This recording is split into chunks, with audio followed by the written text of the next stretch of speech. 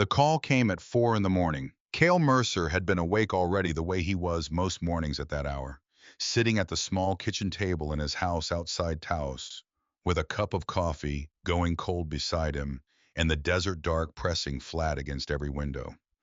He was not a man who slept easily, had not been for years. There was a particular quality to the silence at 4 in the morning in the high desert that he had come to understand as close to peace as his particular life was likely to offer, and he had stopped fighting that understanding sometime in his early 50s. He sat with it instead. He sat with the dark and the cooling coffee and the sound of nothing, and he called it enough. The phone on the table was not a phone he gave to many people. It was not listed anywhere. It was a number he had given to his father and to Mac Tanner and to three other people in the world, and none of those people called at 4 in the morning without a reason that mattered. The number on the screen was not any of theirs. It was a landline number he recognized after a moment, the way you recognize something you haven't seen in years, but stored in some deep drawer of memory where important things get kept. The area code was Northern Texas.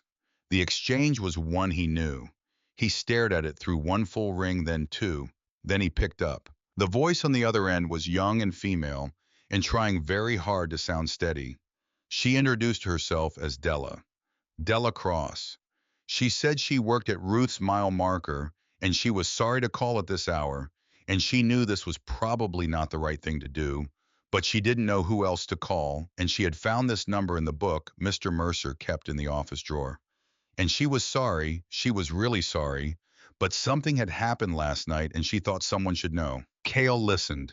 He did not interrupt. He had learned over the course of a long and complicated life that interrupting a person who was trying to tell you something difficult only made the telling harder and the facts harder to receive.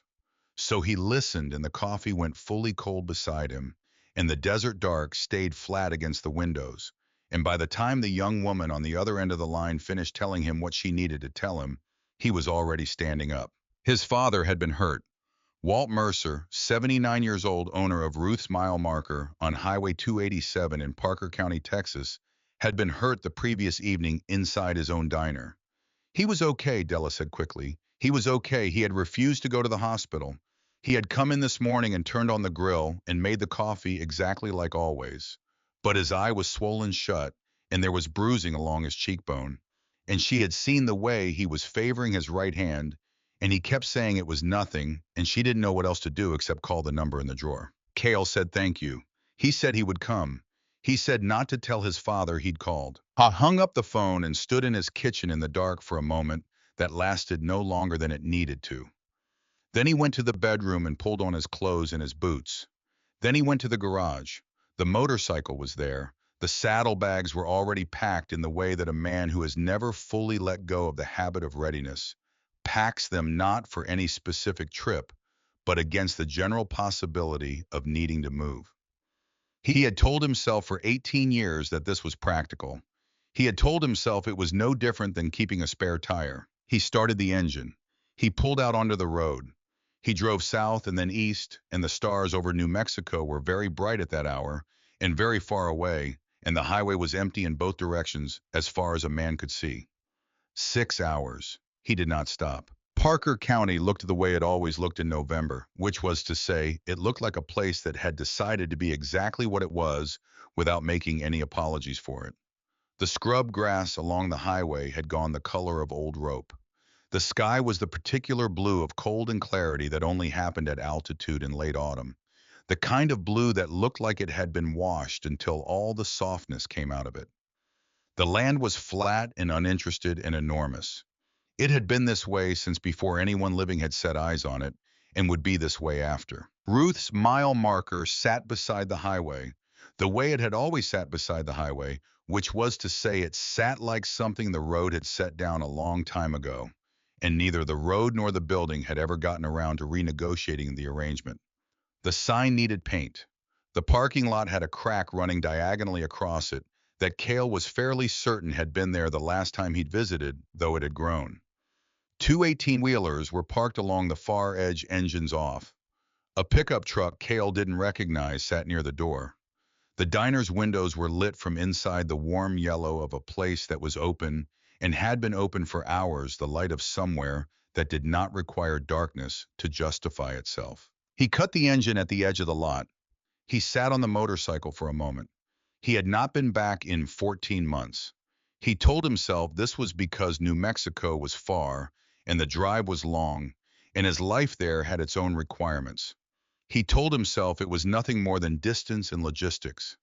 Both of those things were true, and neither of them was the reason. The reason was that coming back to this diner, to this county, to the particular geography of his own history, required him to be someone specific. A son. The particular kind of son who had cost his father 4 years of worry and visits through bulletproof glass, and the particular low-grade grief of a parent whose child has chosen a path that leads somewhere the parent cannot follow.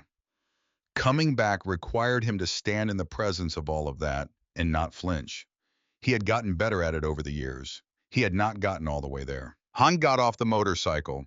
He walked toward the door. The bell above the entrance rang when he pushed through the same small brass bell that had been there since the previous owner's time, since before his father had bought the place, and changed almost nothing about it, because almost nothing needed changing. The smell hit him the way it always hit him when he came in from outside, coffee and bacon grease, and the particular warmth of a kitchen that had been running since 4:30 in the morning. The smell of a place that was unambiguously and without performance about the business of feeding people. I was carrying a coffee mug. He could not have explained exactly why he had taken it from the station near the door. Muscle memory, perhaps. The automatic action of a man who has been in this diner enough times that his hands know the routine before his mind engages it. He was holding the mug and looking across the length of the diner toward the kitchen window, and then he saw his father and his hand opened. The mug hit the linoleum and exploded. Coffee sprayed in a dark fan across the floor. The sound was sharp and sudden in the morning quiet, like a single note struck on something that wasn't meant to be an instrument. Nobody moved to clean it up. Nobody said anything. The particular silence that followed the sound was different from the silence that had preceded it. It had weight in it. It had the specific weight of a room full of people who have just understood that something is happening that is larger than what it appears. Walt Mercer stood behind the counter at the grill.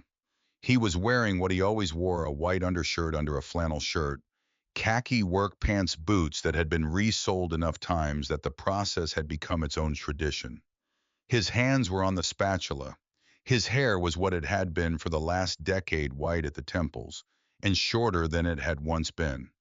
He was 5 feet 8 on a good day, and had been losing fractions of that since his early 70s. And the right side of his face was a color that had no business being on a human face. The eye was swollen almost entirely shut. The bruising ran along the cheekbone in a way that suggested the bone itself had been argued with. There was a small cut above the orbital ridge that had been clean but not closed, and the athletic tape wrapped around the knuckles of his right hand had begun to peel at one corner. Cale stood in the doorway and looked at his father's face, and felt something move through him that was not quite any one emotion, but contained all of them simultaneously, the way weather contains everything in it at once before it arrives. He crossed the diner in 5 steps. He stopped at the counter. He set both hands flat on the surface in front of him because they needed somewhere to be, and he looked at his father across 8 inches of formica, close enough that there was no part of Walt's face he could not see directly, and he said in a voice that was not a shout and was not a whisper, but occupied the register somewhere between them, where the most serious things get said, "Who put their hands on my father?" I was not performing the question for the room. He was not making a speech or establishing a position. He was asking because he needed to know, and the straightforwardness of the need gave the question a quality that was more unsettling than anger would have been. The truckers in the near booth had gone completely still. The man at the far end of the counter set down his coffee mug without drinking from it. The young woman behind the counter, 19 years old, with her hands wrapped around a coffee carafe, so tightly her knuckles had gone pale, was watching him with the expression of someone who had called something into being and was only now fully understanding what they had called. Walt looked at his son. Something moved across the old man's face. Something that was simultaneously the deep, uncomplicated gladness of a father seeing his son, and the specific, controlled fear of that same father knowing what his son was about to decide to do. Cale. His voice was measured, careful. The voice of a man who has been calibrating his words around his son's responses for 58 years. You didn't tell me you were coming. No, sir. Cale did not move, did not look away from his father's face. I didn't. Walt set the spatula down on the edge of the grill. He reached across the counter with his left hand, not his right, and gripped his son's forearm once, firmly. The grip of a man whose hands had done serious work for 7 decades. The grip of a man who was communicating something that he did not entirely trust words to carry. It's nothing, son. Your eye isn't nothing. Cale looked at the swollen orbital, at the bruising beneath it, at the tape on his father's knuckles. Your hand isn't nothing. I am 79 years old, and I have had black eyes before. Not like this. Not from someone in your own diner. Walt held his son's forearm a moment longer. Then he released it. His hand went back to the grill's side, and he picked up the spatula again, because keeping his hands occupied was what Walt Mercer did when he was navigating something he had not fully decided how to handle yet. Cale. Just the name. But the name was sufficient. Cale looked at his father for a long moment. Then he looked down the counter at the young woman with the carafe. He had noticed her the moment he walked in, had noticed the way she was holding the carafe, the way her eyes had gone to his when he looked at her, the particular quality of someone who knew something and was uncertain about the ethics of knowing it. You were here, he said. Not a question. The young woman said yes. Her voice was steadier than he expected. Tell me what happened. His father said her name. One syllable with the authority of a man who has been using single words to close conversations for 7 decades. But Cale kept his eyes on the young woman, and he waited with the patience of a man who has learned that patience is not passive, that patience applied in the right direction at the right moment is more effective than any other kind of pressure. He had learned this the hard way. He had learned it in a place with fluorescent lighting and a very specific smell that he had spent 18 years trying to put sufficient distance between himself and his daily life. He waited. The young woman looked at the old man behind the counter. The old man looked at his son, and something passed between the three of them in that moment, some assessment and negotiation conducted without words. And at the end of it, Walt Mercer set down the spatula again and turned back to the grill and said nothing more. Cale looked back at the young woman. Please, he said. That word, that single word said without strategy or calculation said, because it was true, because he was asking rather than demanding. And the distinction mattered to him in ways he could not have fully articulated. That word was what did it. She set the carafe down on the counter. She took a breath, and she told him. Her name was Della Cross, and she was 19 years old, and she had worked at Ruth's mile marker for 2 years, long enough to know the rhythms of the place, long enough to know which truckers wanted their coffee topped off without being asked, and which regulars needed a moment before they were ready to order, and which of the pipe workers coming off night shift preferred silence to conversation while they ate. She had learned to read the room the way people who work late shifts in roadside diners learn to read rooms not as a skill, but as a survival mechanism, because the room was always telling you something, and the something it was telling you was always worth knowing. The previous evening had been nearly empty by 10 o'clock. A retired school teacher named Vera, who sometimes stayed late reading. A mechanic named Dale, who stopped in after his shift. Walt had been doing end-of-night inventory behind the counter. Della had been wiping down tables. The door had opened and 4 young men had walked in. She had known immediately, she said, not from anything she could have pointed to specifically, not from the volume of their voices or the way they moved, though both of those things had been wrong in the way that certain things are wrong before you can name exactly what the wrongness is. It was something more fundamental than observation. The accumulated instinct of 2 years of late shifts of learning to trust the reading before she could articulate the reason. These were not men who were hungry. These were not men who needed coffee. These were men who were looking for an audience and had decided that Ruth's mile marker would do. The loud one took the center booth. His name, she said, was Trent Voss. She said it carefully, the way people in Parker County said that name, with the particular awareness of someone handling something they know has weight to it. His three friends spread across the booth with the territorial ease of young men who have never in their lives been required to consider whether space belonged to someone before they occupied it. They were loud. They were careless. They called her sweetheart and babe in the way that was not designed to get anything specific, but was designed to establish something to mark the dimensions of their authority over the room by demonstrating that there were no limits placed on what they could say or how they could say it. She had been working her way through it. She was practiced at working her way through it. It was when she went back to refill their water glasses, a routine trip, a transaction that required nothing from either party, except the mechanics of the task, that Trent Voss had reached out and taken her by the wrist. Not violently. She wanted to be clear about that. Not violently. She said this twice. She said it because she understood instinctively that the distinction mattered not because it made what happened better, but because it made it more accurate. He had not grabbed her with violence.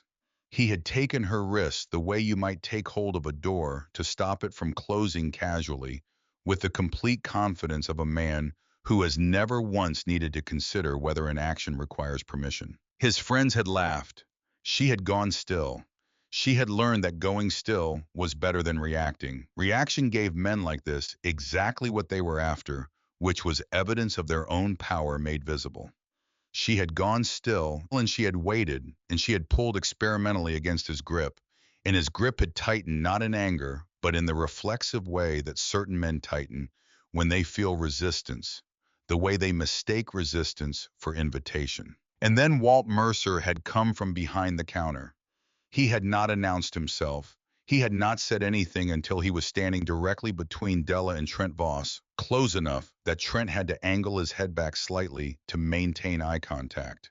Son, Walt had said, let go of her wrist. Trent had looked at the old man. He had looked at him the way a person looks at an obstacle. They are reassessing, measuring the dimensions of it against their own certainty. Then he had released Della's wrist, slowly, deliberately, in the way that made unmistakably clear that the releasing was his choice and not a response to any request. He had leaned back in the booth. His friends had quieted. Old man Trent had said, his voice had the particular quality of someone who has been permitted so much for so long that the absence of consequences has come to feel like a natural law, like gravity, like something that was simply always going to be true, regardless of circumstances. You need to go back behind your counter. Walt had looked at him for a moment. Then he had said quietly and without inflection, I think you and your friends need to pay your bill and head home for the evening. I think Trent had said, standing, that you need to watch your mouth. He had the advantage of 56 years and 6 inches and the absolute certainty of someone who had never once been required to reckon with what his behavior actually cost. Walt had not moved back. Get out of my diner, Walt had said, and Trent Voss had hit him. Della stopped. She had been reciting the events in the flat, careful voice of someone reading testimony rather than reliving memory. The voice of a person who understands that reliving it right now in front of this particular audience is not something she can afford. But she stopped at this specific moment, and in the stopping there was something that was not grief exactly, but was adjacent to it. He hit him. Cale's voice was very quiet. He punched him. Della's voice stayed flat. Walt hit the counter on the way down. They left. The whole thing was 4 minutes. Silence. At the far end of this counter, the older man who had set down his coffee mug, without drinking from it, cleared his throat. He was 71 years old and built in the reduced way of men who have lost weight since the age when they were built for other things, thin now in a way that suggested the thinness had not always been there. He had the eyes of a man who had been in situations that rearranged his relationship to ordinary fear. His name was Harlan Pruitt, and he had been coming into this diner 6 days a week for the better part of a decade. He said without looking up from his coffee, I was here. I didn't do a thing.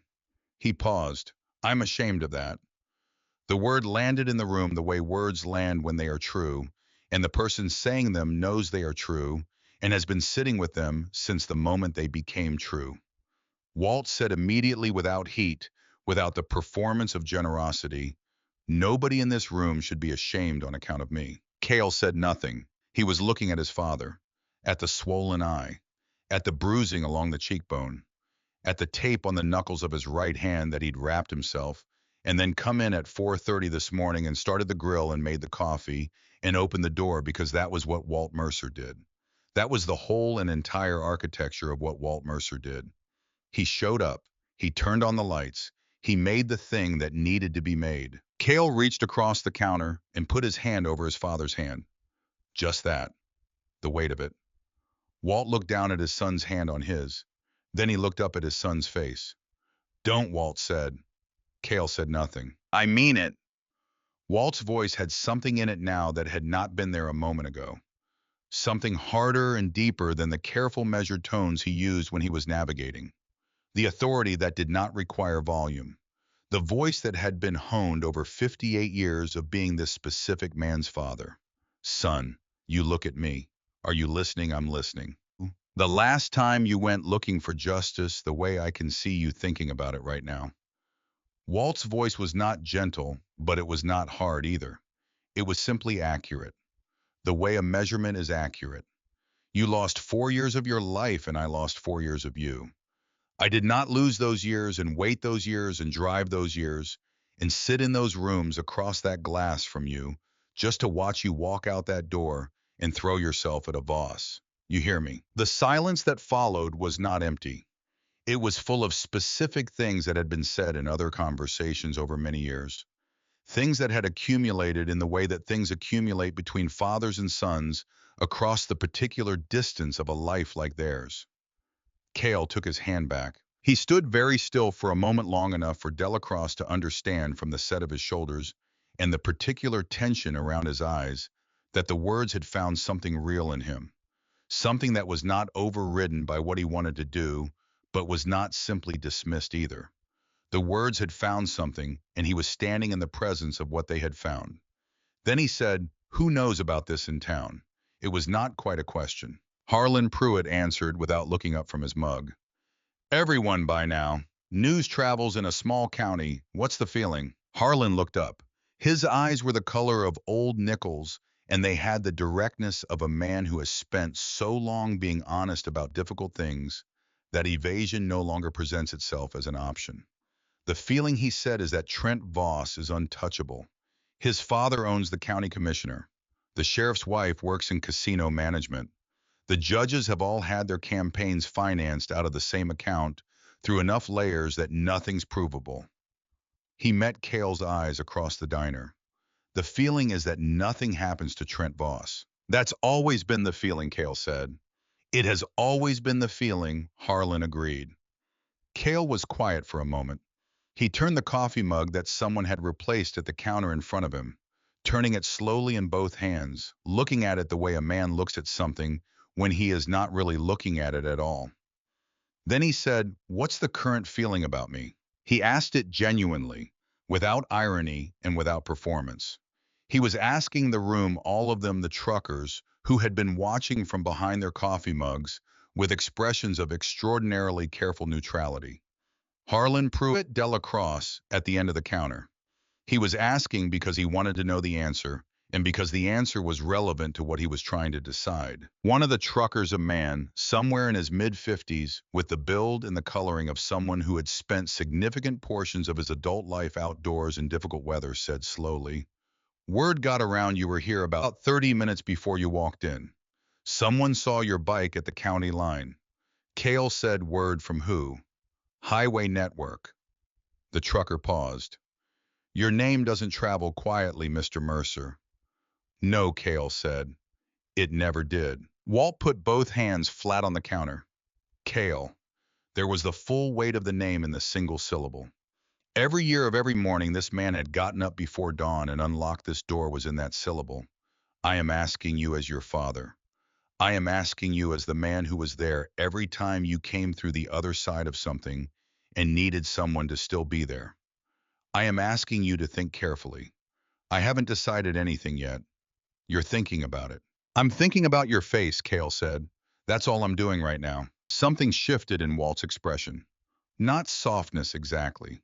Something more complicated than softness. The expression of a man who is aware of his own age, in the way that he is not always willing to be aware of it, who is feeling the weight of 79 years, not as decline, but as accumulation, as the specific gravity of a life that has had things in it. Good things and things that don't sort into categories. You are done with that life, Walt said. His voice was quieter now. Not less certain, but quieter. The way a conviction is quiet when it doesn't need volume to make itself felt. You swore it. The words landed. Cale received them. The room received them. He looked at his father for a long moment. Then he said, I need some air. He pushed through the door, and the bell rang once above him, and he was in the parking lot in the cold November light, in the silence of a highway that had 3 cars on it in the half-mile he could see in either direction. He walked to the motorcycle and he stood beside it, and he looked at the horizon, which was flat and very far away, and offered nothing in the way of instruction. He had not lied to his father. He had not decided anything. He was standing in the space before decision, that narrow and uncomfortable space where all the options were still present and the consequences of each were becoming visible. He could feel the options the way you feel a room's dimensions in the dark, not by seeing them, but by sense, by the particular awareness of what is around you. He opened the saddlebag. The leather vest was where it had been for 18 years. Not because he'd needed it, because he had never been able to bring himself to leave it behind completely. He had carried it the way certain men carry certain things, not out of intention, but out of the incapacity for full release. The leather was dark and soft from years of use. The patches on the back had faded to near illegibility. In some places, the text washed out by the accumulation of miles and weather. He could still read them if he wanted to. He did not always want to. He held it in both hands. He thought about his father's voice saying the words, "You swore it." He thought about the sound of a mug hitting linoleum. I thought about a 19-year-old girl calling a number she'd found in a desk drawer at 4 in the morning because she did not know who else to call. Because his father was the kind of man who inspired that kind of loyalty in the people who worked for him. The kind of loyalty that came from someone having paid consistent attention to you over the course of 2 years, which was not nothing, which was in fact one of the more significant things one person could do for another. He put the vest back. He closed the saddlebag. He stood beside the motorcycle for another 30 seconds. Then he went back inside. The bell rang once. He sat down at the counter. Walt set a fresh cup of coffee in front of him, without being asked, the way he had been setting cups of coffee in front of people who needed them for 22 years without being asked. The gesture was so practiced, it contained no visible intention, just the accuracy of a man who knew what people needed before they knew how to ask for it. Cale wrapped both hands around the mug. Tell me everything about the Voss family, he said.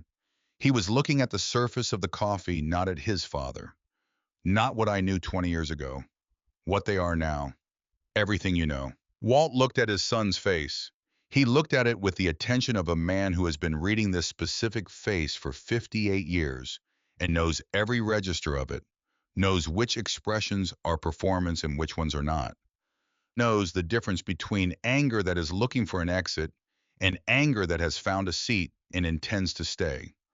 What he saw was not the anger he had feared most. What he saw was a man thinking. A man who had gone to the place where his instincts lived and had come back from it with something other than his first impulse. A man who was choosing, however painfully, to do the slower and more difficult thing. A man who had put the vest back in the bag. Walt sat down on the stool behind the counter, the stool he used when the diner was slow, and his back needed a rest, and he folded his hands on the counter in front of him. Order something, he said. This is going to take a while. And while the November light changed in the windows and the truckers drifted out one by one, and Harlan Pruitt nursed his third cup of coffee at the far end of the counter with the quiet patience of a man who understood that some mornings required witnessing, Walt Mercer told his son about the Voss family. Gerald Voss had built what he'd built over 3 decades, starting with a single card room outside Wichita Falls and moving outward through a combination of genuine intelligence and the particular kind of ethical adaptability that certain industries rewarded. He was 61 now, a widower for 6 years, and by most accounts, a man who had learned early that loyalty purchased with money had an expiration date and had spent 30 years building an operation that was insulated against that expiration at every level. Parker County ran on Voss money. The casino employed 1,200 people. Another 300 worked in businesses that were either directly owned by or financially dependent on the casino operation. The judges on the county bench had all had their campaigns funded through enough organizational layers that nothing was traceable. The county sheriff had a wife in casino management. The county commissioner played golf with Gerald Voss every Thursday morning without exception. It's not corruption, Walt said, in the way people used to understand corruption. It's just weight. Too much of everything concentrated in one place. After a while, the weight becomes the center of gravity, and everyone arranges themselves around it without any specific moment when the arrangement was decided. And Trent Cale said. Walt wrapped both hands around his coffee mug.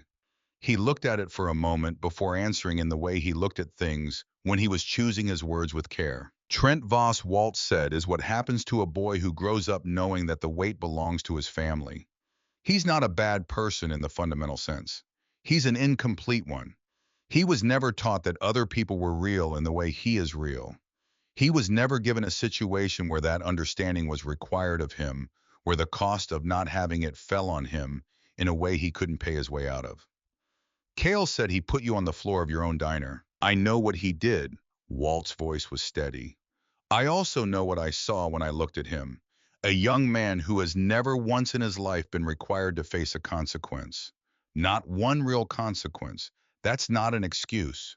But it is a reason, and reasons are useful if you're trying to understand something rather than just react to it. Cale drank his coffee. I was quiet for a long time after that.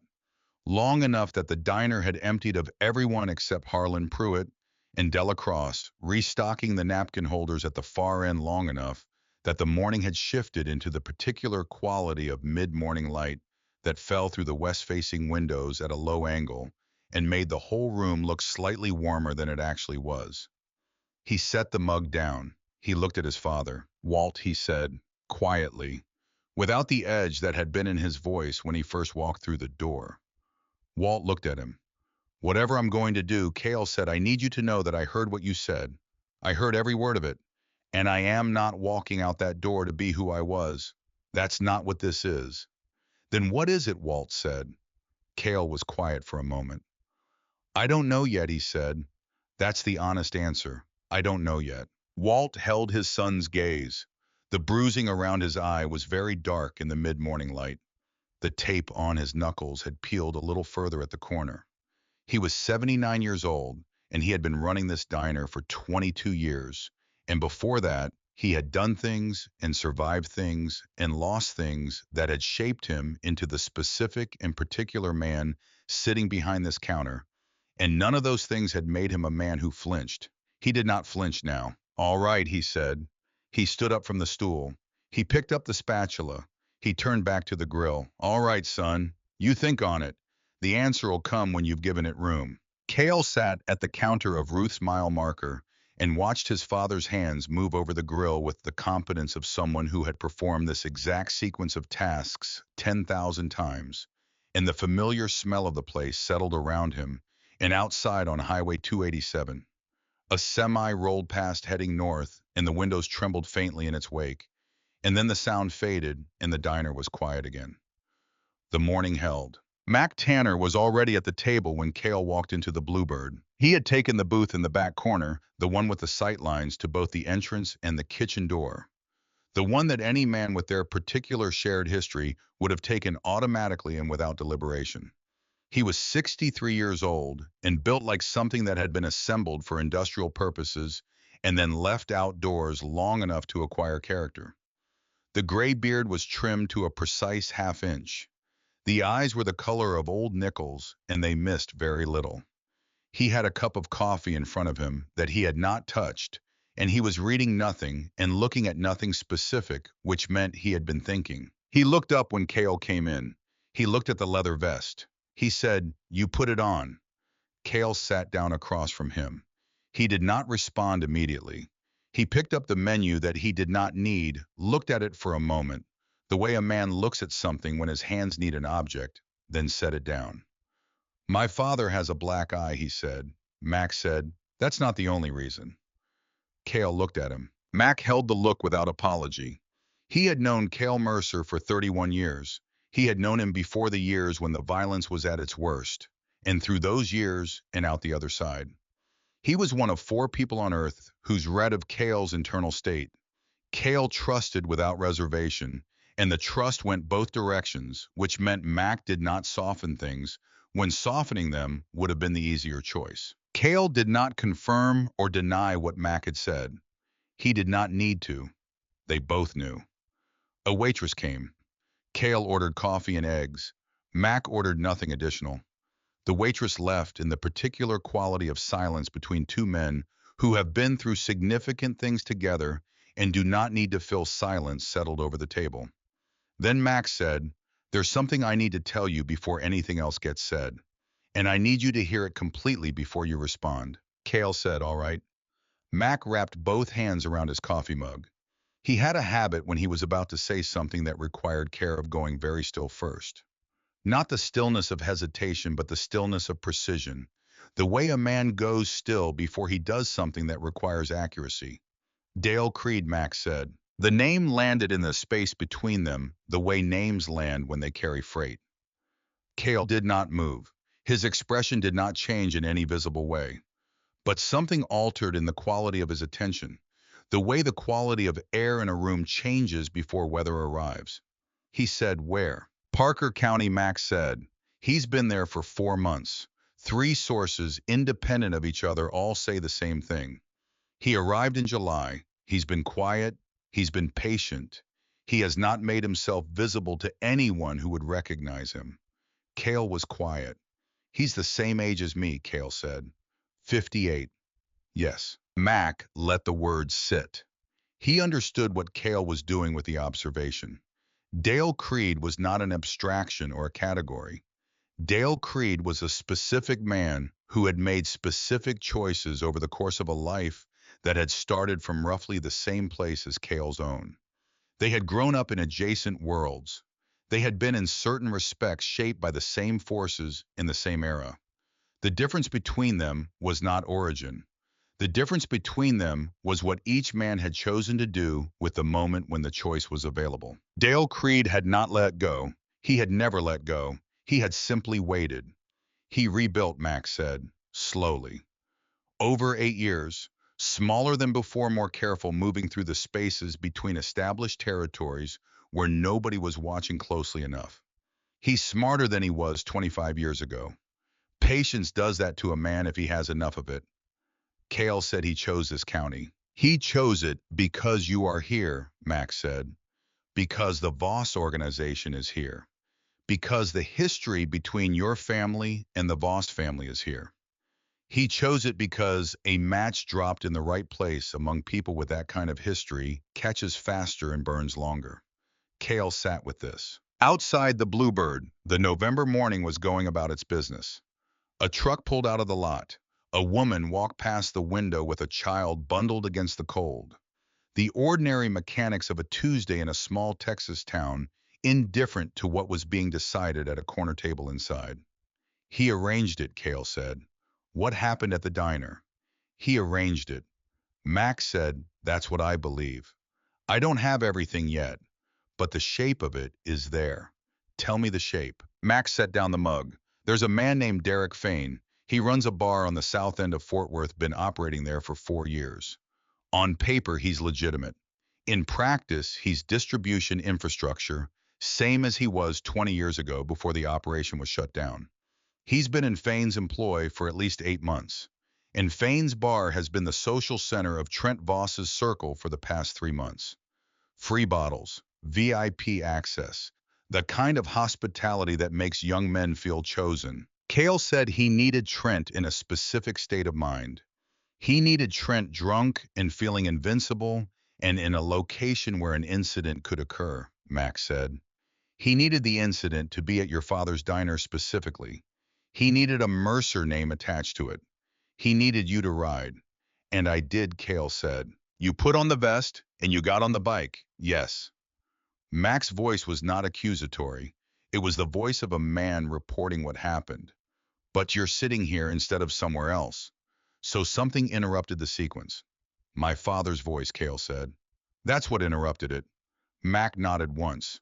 That's worth something. Cale looked at the surface of his coffee. He was doing the kind of thinking that had a specific quality to it, the kind where you could see it happening in the set of a man's jaw and the particular stillness that came over him. Not absence of motion, but the concentration of everything into the interior work. The kind of thinking Mac had watched him do over 31 years in situations that required it. Then Cale said Gerald Voss sent a message. Mac looked at him. This morning, Cale said, through an intermediary, he wants to meet. Tonight. His choice of location. Mac was quiet for a moment.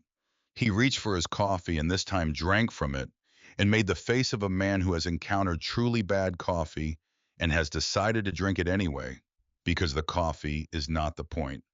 Gerald Voss requesting a meeting, Max said. That's not a small thing. No. Gerald Voss doesn't request meetings unless something has shifted in a way that changes his calculation. He spent 30 years being the person other people request meetings with. I know. Max set down the mug. So the question is what shifted? Cale said, I think it's deeper than Trent hitting my father. How much deeper I'll know more after I talk to him, Cale said. But I called Walt before coming here, told him about the meeting request, and Walt said something I wasn't expecting. What did he say? He said there are things he's never told me. About the history between our families and the Voss name. He said he wanted to tell me in person. After the meeting. Mac absorbed this. He looked at Cale steadily. Harold always knew more than he said, Mac said, using the name from before then catching it. Walt. Walt always knew more than he said. Cale said, he said some things need to be said face to face. They were quiet together for a moment. The bluebird moved around them tables, turning over the low murmur of people eating and talking, the clatter of the kitchen doing its work. Normal sounds, the sounds of a place that had no idea what kind of conversation was happening in the back corner booth. Set up the meeting, Max said. I'll be there. You'll be present, Cale said. You won't be at the table. This needs to be two men talking, not a delegation. Max said, I know the difference. I know you do. Cale left money on the table. He stood.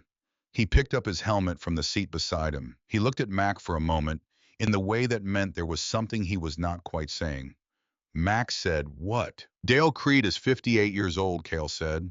He spent 25 years rebuilding something we took from him. He has been patient enough to wait that long and careful enough to stay invisible while he did it. He came to this specific county at this specific time because he understood that the conditions were right. Yes, Max said. I need you to understand something about what that means. Cale's voice was not dramatic. It was the voice of a man stating something he has arrived at through careful and unsentimental consideration. The version of me that would have handled this 20 years ago would have made it simple. It would have been fast, and it would have been direct, and it would have solved the immediate problem by creating three problems downstream that I would have had to solve in turn, and people would have been hurt in ways they didn't deserve to be hurt. And I would have told myself it was necessary, and I would have been wrong. Max said nothing. That version of me, Cale said, is what Dale Creed is counting on. He walked out of the Bluebird into the November light. The abandoned truck stop off Highway 180 had been closed since the winter before last, which made it the kind of place where two men who needed privacy could have a conversation without acquiring an audience. The pumps were gone. The canopy over the old fueling lane still stood. The concrete building was intact and empty and dark. The back lot was wide and flat and visible in three directions for a significant distance, which was precisely why Cale had chosen it. Nobody could approach without being seen. Nobody could position themselves without being noticed. It was a location that made honesty practical. Mac arrived first. He parked his truck along the east edge of the lot and sat in it with the engine off and the window down and read the dark the way men who have spent decades in situations requiring vigilance learn to read it. Not just looking at it, but listening to it and feeling the quality of it and noting what was in it and what wasn't. What wasn't in it was any indication that this was anything other than what Gerald Voss had presented it as. Cale arrived 7 minutes after Mac. He cut the engine at the edge of the lot and walked the last 50 feet. Force of habit, you arrive quiet. You hear what's already happening before anyone knows you're there. One black SUV parked in the center of the lot, engine off, one man standing beside it. Gerald Voss looked like his photographs in the way that certain men look like their photographs, which was itself a kind of accomplishment. 61 years old, medium height, with the compact physical presence of a man who stayed in condition not out of vanity, but out of discipline. Silver hair, a coat that was expensive without announcing itself. He was alone. No driver, no security. He had come to this empty parking lot in the November dark by himself, which was either a gesture of extraordinary good faith or the most sophisticated kind of implicit threat. And Cale had spent the drive here trying to determine which it was, and had arrived at the conclusion that it was probably both. I walked to within 10 feet and stopped. They looked at each other. Gerald Voss said, "Mr. Mercer, thank you for agreeing to meet." Cale said, "Thank you for asking. Most men in your position wouldn't." Gerald said, "Most men in my position didn't have their son put Walt Mercer's face into a counter in Walt Mercer's own diner in front of witnesses." His voice was even, controlled, and beneath the control running through it like a current through water was something that Cale identified after a moment as genuine anger. Not performed anger. Not the strategic display of a man showing remorse to achieve a negotiated outcome. Real anger turned inward at something Gerald Voss was holding himself responsible for in a way that could not be fully articulated without acknowledging things he was not entirely prepared to articulate. "I owe you an apology," Gerald said, "and I want to say that plainly before anything else." Cale was quiet for a moment. He had prepared for a number of opening positions on the drive over. This was not among them. "I hear you," he said finally. "I'm not using it as leverage. I'm not establishing good faith for a negotiation. What my son did was wrong. It was cowardly.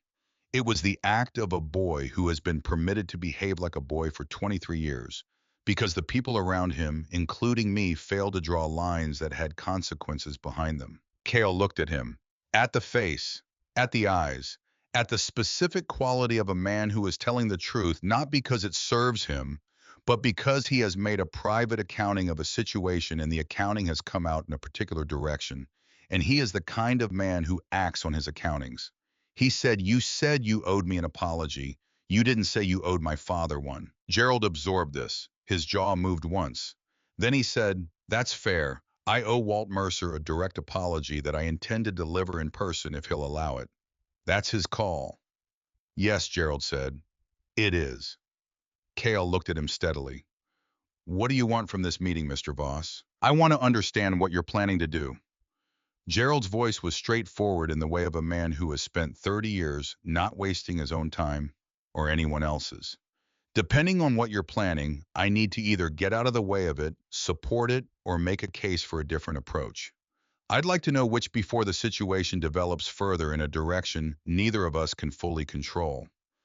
Cale said, "You know about Dale Creed." He said the name without preamble, dropped it into the space between them and watched Gerald's face in the quarter second before his expression was managed. What Gerald's face did in that quarter second was not surprise. It was the specific expression of a man who has been carrying a suspicion and has just had it confirmed by someone he did not expect to have the information. "I've been aware of his presence in the county for approximately 6 weeks," Gerald said. "I've been trying to verify the full extent of what he's doing here. And," Gerald's jaw tightened by a degree, "it is not coincidental. He's been in Trent's social circle through Derek Fain. 3 months of access.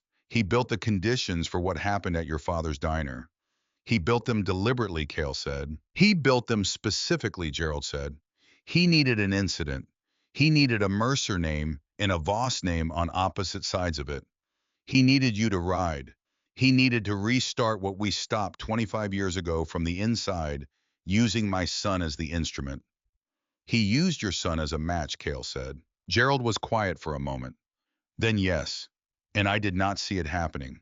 I was not watching my son's social life with the attention it required, and because I wasn't my son, walked into Walt Mercer's diner drunk and angry, and with Dale Creed's fingerprints all over the evening. Cale looked at the man across the lot from him, at the face of a father who was doing what fathers do when they have failed in a specific way, and understand clearly the nature of the failure and cannot undo it.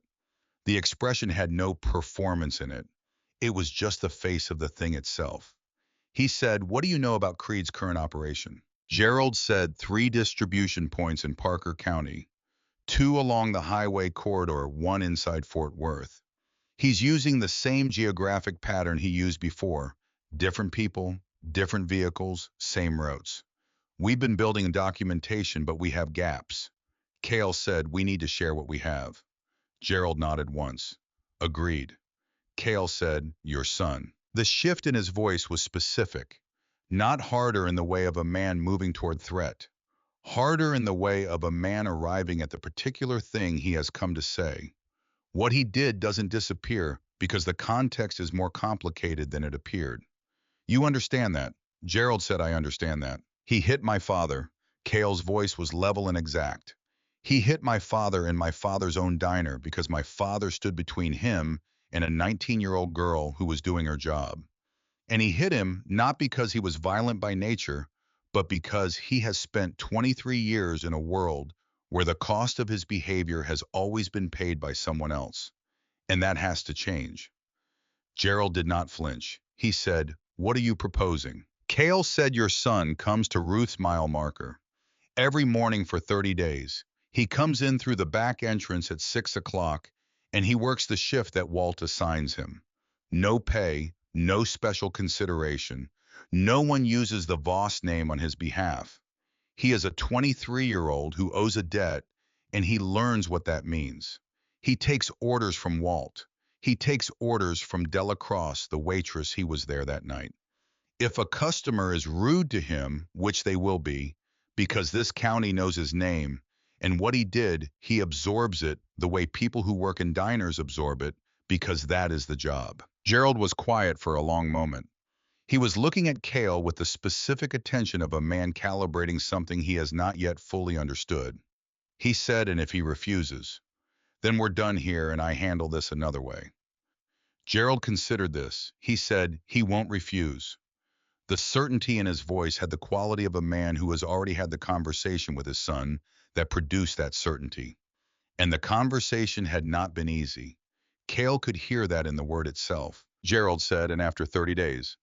Cale said, "That depends on what 30 days produces." They looked at each other across the empty lot in the dark. 2 men in their 60s, both of whom had built their lives around different versions of the same fundamental equation, the equation of power and consequence, and the obligations that accumulate when you have enough of the former that you can insulate yourself from the latter. "This isn't punishment," Cale said. "I want to be clear about that. Punishment is about making someone suffer in proportion to what they did. I have no interest in suffering. I have interest in whether your son has enough actual human material in him to become something different than what he is. And the only way to find out is to put him in a situation where the material either shows itself or it doesn't." Gerald said quietly, "What if it shows itself?" "Then Walt Mercer will know what to do with it," Cale said. "He has been doing this exact thing for 22 years. Gerald Voss stood in the cold parking lot and looked at the man across from him for a long moment that had something in it beyond calculation, something that was closer to recognition. The recognition of a father who has run out of answers for a problem he created and has just been offered an approach he did not arrive at himself. He said, "All right." He extended his hand. Cale shook it. Gerald came to Ruth's mile marker at 9 that night. He came through the front door alone, without his driver wearing the same coat he'd worn to the meeting. He sat at the counter, not at a table, not in a booth, but at the counter where the regulars sat, where people sat when they wanted to be in the life of the place, rather than apart from it. Walt was wiping down the grill. He looked up. The two men regarded each other across the length of the diner in the way that men regard each other when there is history between them that has never been fully addressed, history that has accumulated over decades of orbiting the same geography without ever finding a clean way to say what needed to be said. Gerald sat down. Walt came to the counter and poured coffee without being asked. Gerald said, "I came to apologize to you directly." Walt set the coffee pot down. He looked at Gerald Voss. Then he said, "Stop making speeches. Tell me what you and my son worked out." Gerald told him. He told him about the 30 days, the 6 o'clock entrance, the conditions Cale had set. Walt listened without interrupting. When Gerald finished, Walt was quiet for a moment. Then Walt said, "If he comes into this diner and he says one disrespectful word to Delacrosse, one word, he's gone. No conversation. No second chance." "Understood," Gerald said. "And he works," Walt said. "Not performs working. Not arrives and stands in my kitchen looking like someone who has never held a broom. He does what I tell him to do when I tell him to do it, and he does not tell me who his father is." "Understood. And you," Walt said, "do not come with him. You drop him a block away, and you go in the other direction. This only works if he is here as himself and not as a Voss." Gerald was quiet for a moment. "Then why are you doing this?" He said it carefully with genuine curiosity rather than suspicion. "I would understand anger. I would understand legal action. I would understand a great number of responses that would be proportionate to what happened. Why this?" Walt picked up his coffee mug. He drank from it. He set it down and looked at the surface of the counter for a moment. "Because," he said, "I have been watching young men become old men in this diner for 22 years. And the ones who never got the right lesson at the right moment carry it with them for the rest of their lives. It sits in their chest like something that never settled." He looked at Gerald directly. "If your son has what it takes to be shaped by 30 days of honest work, then 30 days of honest work is what I have to give. If he doesn't, I'll know that too. Either way, the question gets answered." Gerald was quiet for a long time. He drank his coffee.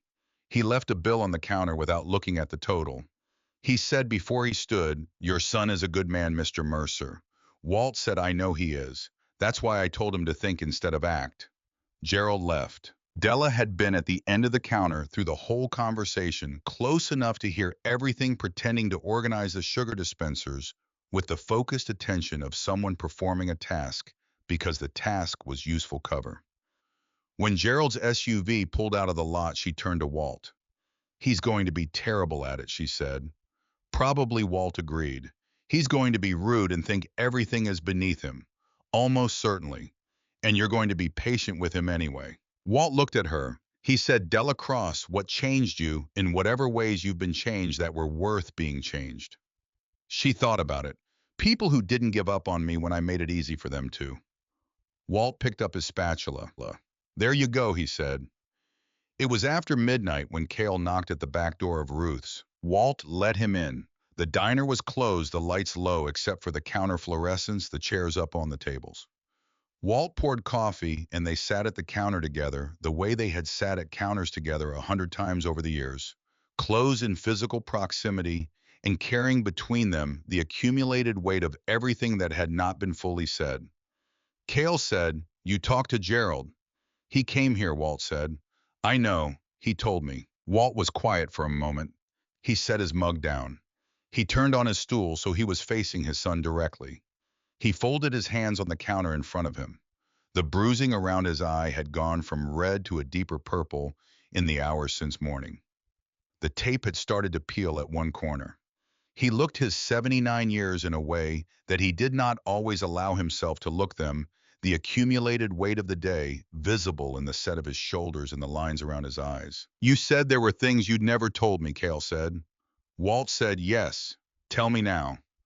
Walt looked at his son, at the face he had been reading since the face was 2 days old, at the specific quality of attention in it that meant Cale was not going to be redirected, and would rather have the truth in whatever form it arrived than continue carrying the space where the truth was supposed to be. Walt said 25 years ago, when you and your people shut down Dale Creed's operation and when the Voss organization did the same from their side, there was a decision to be made at the end of it about what happened to Creed himself. Cale said, I remember there was a decision. I wasn't in the room for all of it. You weren't in the room for any of it, Walt said. Because I was in the room instead. Cale went still. I was not part of your organization, Walt said immediately. I was never that. But I had relationships at that time on both sides. I was known as someone neutral, someone whose word meant something to people who didn't agree on much else. Gerald Voss's people didn't trust your side not to go further than the situation required. Your side didn't trust Voss not to use the moment to take territory. I was the point both sides would accept. Cale said slowly, you were the reason Dale Creed walked away. I was part of the reason. I argued for it. I argued that destroying the man was different from destroying what he'd built, and that destroying what he'd built was sufficient. Walt's voice was flat in the way that voices go flat when they are carrying something heavy that they have been carrying for a long time and have not found a way to set down. I was wrong, he said. Not about the principle. The principle is still right. But about this specific man, I was wrong about what kind of man Dale Creed was and what he would do with the time I helped give him. Cale was quiet. Walt said, and there is something else. He said it in the way that a man says something when the something is the heavier part, when what has been said so far is the approach to the thing rather than the thing itself. Cale waited. 28 years ago, Walt said, before the Creed situation, before any of that, your grandfather was riding on Highway 287. There had been an incident on the road. He came through afterward when it was supposed to be finished, when the road had been cleared and anyone with sense had moved on. Cale said nothing. There was a young man in a drainage ditch along the eastern shoulder, Walt said. 33 years old. He had been there for some time. Your grandfather stopped. He pulled the man out. He got him to the hospital in Weatherford, and he sat in the waiting room until someone came who could take over. And then he left without giving his name, and he never told anyone what he'd done. Walt looked at his son. The young man was Gerald Voss, he said, 33 years old, which you can check against his age now and know that the arithmetic is correct. Your grandfather saved Gerald Voss's life 28 years ago. Gerald found out 8 years later who the rider was. He has known ever since. He has never said it directly to any member of this family because in the world, he came from a debt that size doesn't have a language that is comfortable to speak. Cale stood up from his stool. I walked a few steps away from the counter. He stood with his back to his father for a moment. The diner was very quiet around him. The refrigeration units behind the counter made their low, consistent sound. The fluorescent light over the counter hummed at its constant frequency. Outside on the highway, a truck passed and the windows trembled briefly and then settled. Cale turned around. That's why he came alone tonight, he said. Not just because of Trent. Because he's been carrying this for 20 years, and Trent handed him a specific way to begin paying it. Walt said yes. Cale looked at his father, at the man who had carried these two pieces of information for however long he had carried them, and had chosen the specific moment of their telling with the care of a man who understood that timing was not a small thing when it came to the truth. Why didn't you tell me before, Cale said. Walt said, because some things you tell a man when he needs them and not before. When I tell you that your grandfather saved Gerald Voss's life and that Gerald Voss has known for 20 years and said nothing, I need you to be in a place where that information opens something rather than closes it. He paused. This morning when you walked through that door, you weren't in that place. Tonight you are. Cale stood in the middle of the closed diner at midnight and let the weight of 28 years of unspoken history settle around him, the way weather settles not all at once but in layers. He thought about his grandfather, who had been dead for 12 years, and who he had known as a man of very few words and very consistent action, a man who did the thing that needed doing and did not require an audience for it. I thought about a 33-year-old man in a drainage ditch who had become Gerald Voss. He thought about the specific chain of choices and consequences that ran from that ditch on Highway 287 through 28 years of accumulated history to this conversation, this specific night. I thought about Dale Creed, who had been patient enough to wait 25 years and had chosen Parker County specifically because he understood all of this, who had understood that the history between these families was the kindling, and all he needed to do was find the match. He thought about a leather vest and a saddlebag. He sat back down. Walt, he said. Walt looked at him. Tomorrow, Cale said, I need to start making calls. I need to know what Creed has built and where it runs and who is holding which piece of it together.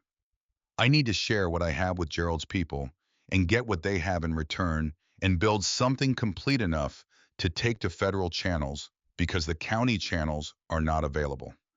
Walt said, I know, and I need to do it, Cale said, without becoming what Dale Creed is counting on me to become. Walt was quiet for a moment. Then he said, you already started doing that. You started it when you put the vest back in the bag this morning. Cale looked at his coffee. I took it back out, he said. I know, Walt said. You were always going to. The question was never whether you'd put it on. The question was whether putting it on meant the same thing it used to mean. Cale looked at his father. Walt held his son's gaze with the steadiness of a man who has sat with difficult things long enough that the sitting has become a form of competence. Does it, Walt said, mean the same thing? Cale was quiet for a long time. Then he said, no, it doesn't. Walt nodded once. He picked up the coffee pot and refilled both mugs. He set the pot back on its burner. He folded his hands on the counter. All right, he said. Then we know what we're working with. Outside on Highway 287, the night held its own counsel, flat and dark, and entirely indifferent to the weight of what was being decided inside the small lit building beside it. The highway had seen a great deal over the years. It had seen men going in both directions and had not distinguished between them. It did not distinguish now. But inside, in the particular warmth of a diner that had been feeding people since before either man at the counter was born, a father and a son sat together in the hour before dawn and drank their coffee and let the truth of things settle into its proper shape. And the truth as it settled had this quality to it: it was not easy, but it was workable. And workable in Cale Mercer's experience was enough to begin. Trent Voss arrived at the back door of Ruth's mile marker at 5:58 on Monday morning. Not 6 o'clock, 5:58. Della was the one who heard the knock because Walt had sent her to unlock the kitchen entrance while he got the grill started, and she walked to the back door with the particular alertness of someone who had not slept especially well and was running on her second cup of coffee, and the specific kind of resolve that came from having decided something about how she was going to handle the next 30 days. She had decided she was going to be fair, not warm, not forgiving, not the instrument of anyone's redemption.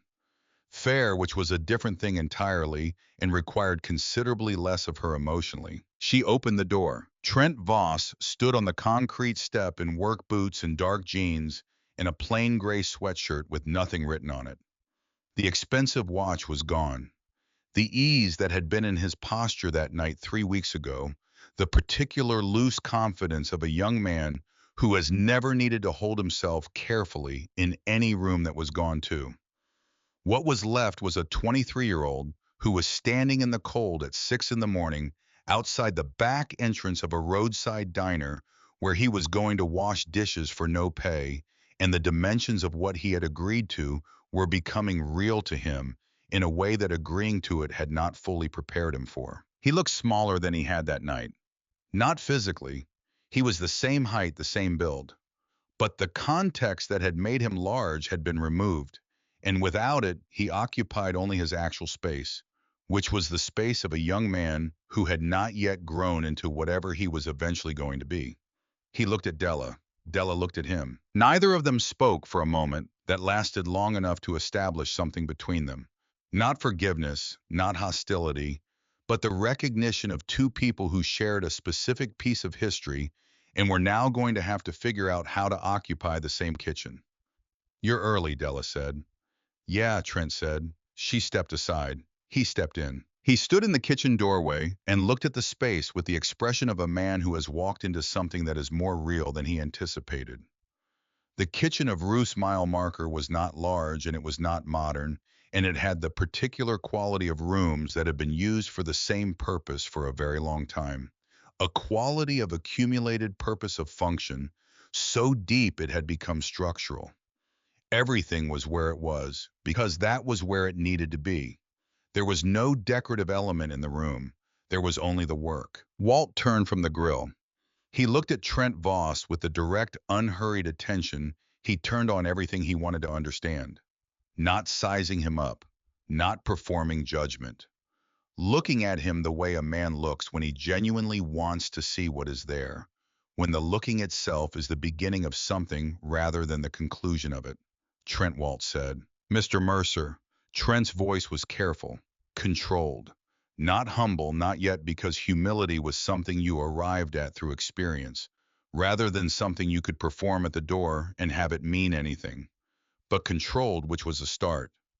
Walt pointed to a hook on the wall. Aprons there. Wash your hands at that sink. Soap's on the left. He turned back to the grill. We open in 2 hours. Between now and then, you're going to watch what I do, and you're not going to ask me to explain it until I'm done doing it. After that, you can ask. Okay, Walt said without turning one more thing. You see that woman you walk past? Trent looked toward Della, who was pulling sheet pans from the lower rack with the focused efficiency of someone who had done this exact sequence of tasks enough times that it required no conscious attention. She works here, Walt said. She has worked here for 2 years, and she is very good at her job. In this kitchen, she has more authority than you do, more experience, more knowledge, more standing. If she tells you to do something, you do it without comment or question. Trent said nothing. Walt set down the spatula and turned around. I need a yes on that one. Yes, sir, Trent said. Walt turned back to the grill. Della kept her face carefully neutral. She pressed her lips together in the way that in a different context, in a private moment, would have been something else entirely. Then she picked up the sheet pan and went back to work. The first 3 days were exactly as bad as Walt had known they would be. Trent was bad at the work in ways that went beyond inexperience. He was bad at it in the ways that came from a man who had never once been required to subordinate his personal comfort to the demands of a task, who had moved through his entire life in environments that arranged themselves around him rather than environments that required him to arrange himself around their logic. He held dishes with the tentative caution of someone uncertain they could survive contact. He refilled coffee with the mechanical precision of someone executing a duty rather than serving a human being. When a trucker named Pete asked him twice to wipe down the booth before sitting, Trent did it, but the set of his jaw communicated with perfect clarity what he thought of the request. On the second day, an older woman came in for the lunch service. Her name was Clara Hodge, and she was 83 years old, and she had the specific quality of some elderly regulars of treating wait staff as an extension of her household, not with cruelty, but with the unconscious assumption of constant availability and unconditional pleasantness that came from a lifetime of being the person whose preferences organized the room. She sent her soup back twice. The first time because it was too hot, the second time because it had cooled too much in transit. Trent carried the bowl back to the kitchen the second time, with the controlled movement of a man in whom every available resource was being directed toward not saying the thing that wanted to be said.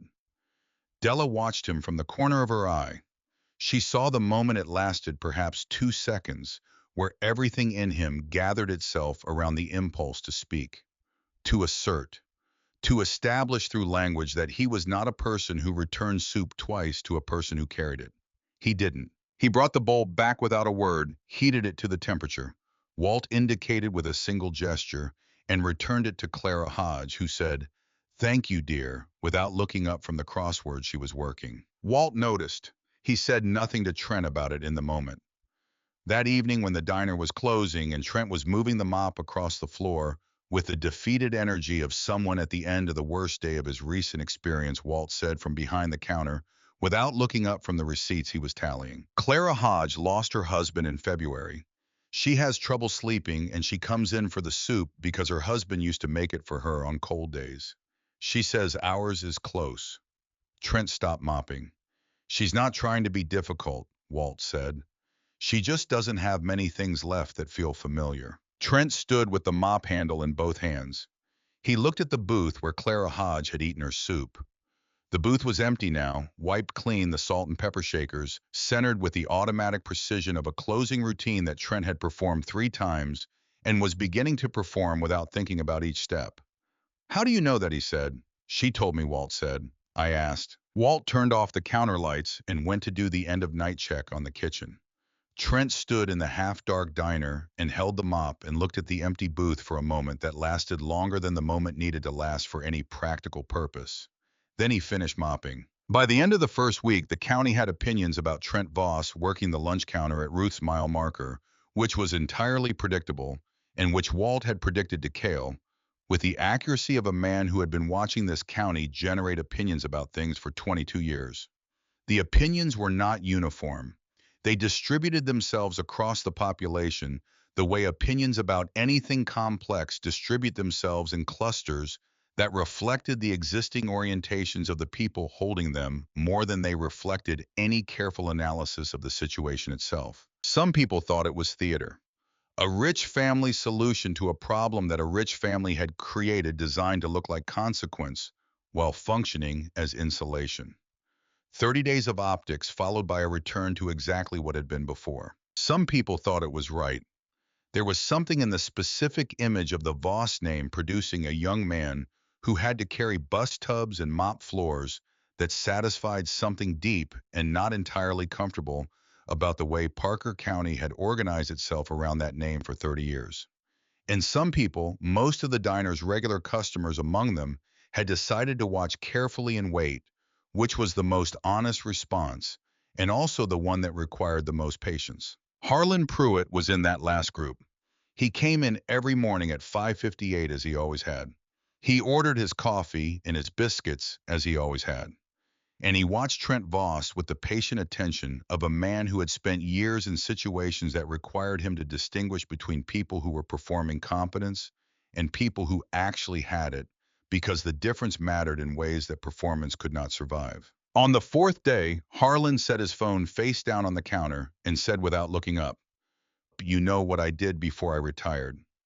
Trent was refilling his coffee from the wrong side, caught a look from Della that redirected him and said, "No, sir."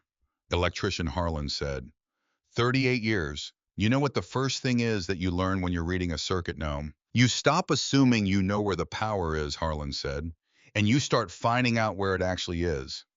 He picked up his coffee. A lot of young men walk into rooms assuming they know where the power is. They're usually wrong about where it lives. Trent looked at him. His face was unguarded in a way that it had not been on the first day, less managed, less performing the careful neutrality of someone navigating a situation they have not chosen. He said, "You talking about the diner?" "I'm talking about everywhere," Harlan said. "But the diner's a reasonable place to start." He went back to his biscuits. Trent went back to the coffee carafe. But something had shifted in the set of his shoulders. Small, barely perceptible, the kind of shift you would miss entirely if you were not paying attention to the right things and at the right scale. Della was paying attention. She had been paying attention since the first morning, not out of sympathy, but out of the same instinct that had made her good at reading rooms. The same instinct that had told her something was wrong the night Trent and his friends walked in. That instinct worked in both directions. On the 8th day, the black SUV appeared. It was parked across the highway from Ruth's not-in-the-lot engine, running position in the pull-off that truckers used when they needed to check something without fully stopping. It was too deliberate to be incidental. It was too visible to be surveillance in any serious sense. It was a message of the specific kind that men like Dale Creed sent when they wanted the recipient to understand that they were being watched without wanting the recipient to be able to point to anything definitive. Walt noticed it at 7:15 through the front window. He noticed it again at noon. He did not say anything to Trent about it. He called Cale. Cale was already aware.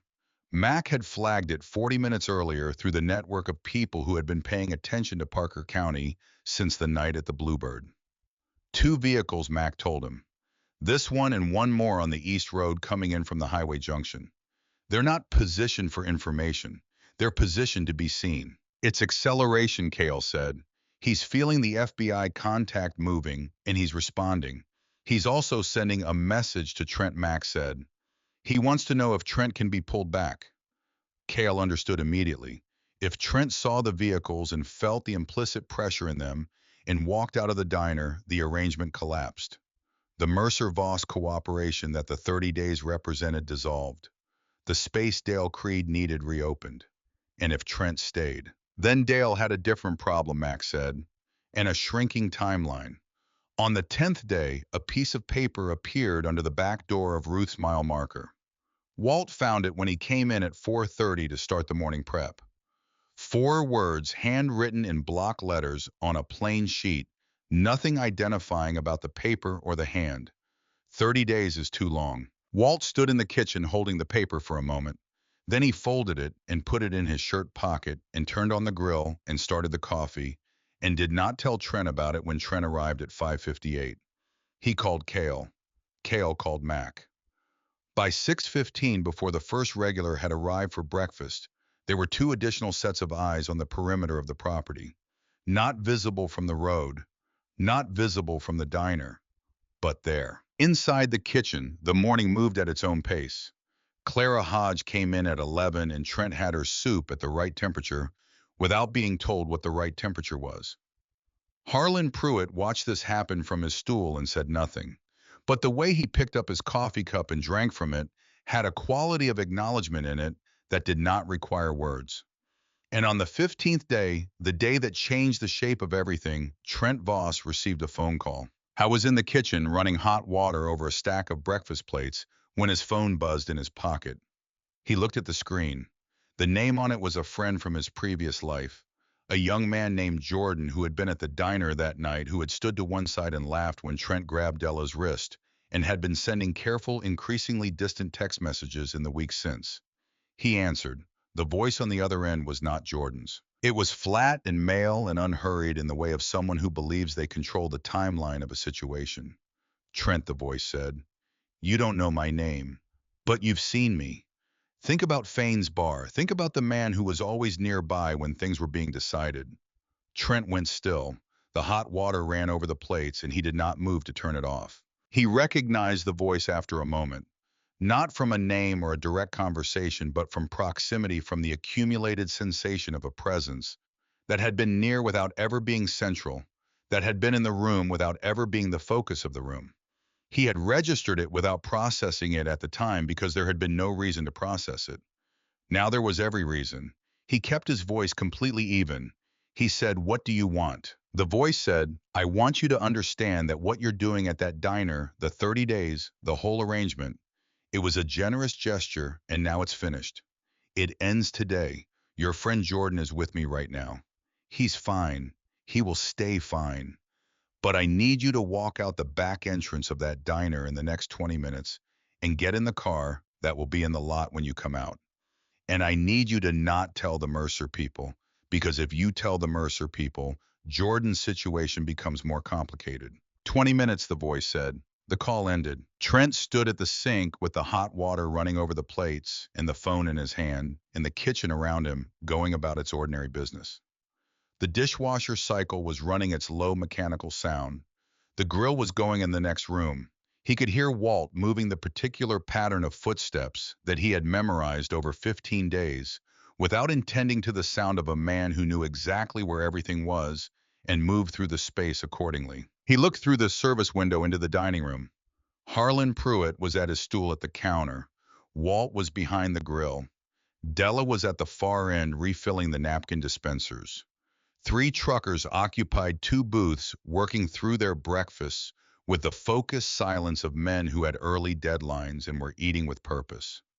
Trent stood and looked at all of it. I thought about Jordan, who was not his closest friend and had never been, but who was in a difficult situation because of his connection to Trent, and the weight of that was real. He felt it. It was not an abstraction. He also thought about what Cale Mercer had said to him in this kitchen on the day he had arrived, about Dale Creed, about the shape of what had been built over 3 months in Fane's bar, about the specific mechanism of it, the way a man with patience and a grievance could position another man like a piece on a board and move him to exactly the square where the maximum damage could be done. He thought about what Della had told him in this kitchen 8 days ago. She had not told him in order to change him. She had told him because he had asked, and she had decided to answer honestly. And the honesty had landed somewhere in him that performance could not reach. He thought about the empty booth where Clara Hodge ate her soup. He thought about Jordan. Then he turned off the hot water, dried his hands on the dish towel, and walked through the kitchen into the dining room. He found Cale at the counter. Cale had come in through the back 40 minutes earlier, the way he always came in without announcement, the way a man moves through a space that has always been his entry point. He was sitting at the far end of the counter with a cup of coffee that had gone cold while he was on the phone with Mac, and he was looking at nothing specific with the expression of a man who was running calculations. Trent sat down on the stool beside him. He told him everything. He told him about the call, about the voice he recognized from the bar, about Jordan, about the 20 minutes, about the car in the back lot. He handed Cale the phone so Cale could see the incoming number. He told it without decoration, without the management of his own image, in the telling just the facts in the order they had occurred. Cale listened. He looked at the phone number. He held the phone for a moment and then passed it to Mac, who had appeared from the booth he'd been occupying near the window without anyone noticing him move. When Trent finished, Cale looked at him. He said, "You could have walked out." "I know," Trent said. "Jordan is your friend." "I know that too." Trent's voice was steady in a way that was not performed steadiness. It was the steadiness of a man who has arrived at a decision through a process rather than an impulse, and the process has settled him. He's in that situation because of me. That's real. But walking out is what he needs me to do. And I am done, Trent said, doing things because someone else needs me to do them. I've been doing that my whole life, and most of the time I didn't even know I was doing it. Cale held his gaze for a moment. Then he said, "Jordan is going to be fine. He's leverage. Creed needs him functional." He looked at Mac. "We have a location now. The back lot means there's already a car positioned. Get the plate." Mac was already moving. Cale looked at Walt, who had been standing at the grill through the whole exchange with the particular stillness of a man who has heard everything and is waiting to understand what his part in it is. "Dad," Cale said, "stay behind that counter." Walt said without inflecting it as a question, "And if something comes through that door—" "Nothing is coming through that door," Cale said. "But stay behind the counter." Walt said, "This is my diner, Cale." "I know it is. Then stop telling me where to stand in it." Cale looked at his father for a moment. Then something in his face shifted, something small and almost invisible, the expression of a man who has been told something true by someone who has earned the right to say it. He turned back to Trent. "You did the right thing," he said. He said it plainly without the inflation of praise, just the fact of it. Trent looked at the counter. Then he said, "Is he going to get away with it?" "Creed, if the FBI takes time and he knows we're closing in, does he just move?" Cale said, "That's what we're going to make sure doesn't happen." He stood up. The freight yard off Route 9 had been abandoned since the company that operated it had dissolved 8 years ago in a bankruptcy proceeding that left the property in a legal limbo from which it had never fully emerged. The county had sent notices. The notices had gone unanswered. The structures had been cited for code violations that nobody had the authority or the motivation to enforce. It sat on the eastern edge of Parker County like something that had been set down in the wrong place and left there: three large metal buildings and a concrete apron and a chain link perimeter that had rusted through in several places and was no longer serving any real purpose. It was also the location where Dale Creed had run the last segment of his operation 25 years ago. Mac had made this connection 4 days earlier and had been assembling documentation since. The same geography, the same corridor, different personnel and vehicles, but the same fundamental architecture, the architecture of a man who had found something that worked and had never seen a reason to abandon it. Cale arrived at 11 that night. Mac was already there with 4 riders who had come in over the past 2 days, one at a time, parking in separate locations and making their way to Ruth's mile marker for coffee before dispersing to where Cale needed them. They were not young men. They were men in their 50s and 60s who had their own histories and their own reasons for being here. Men who understood the difference between presence and aggression and were capable of providing the former without the latter. 3 of Gerald Voss's people were there as well.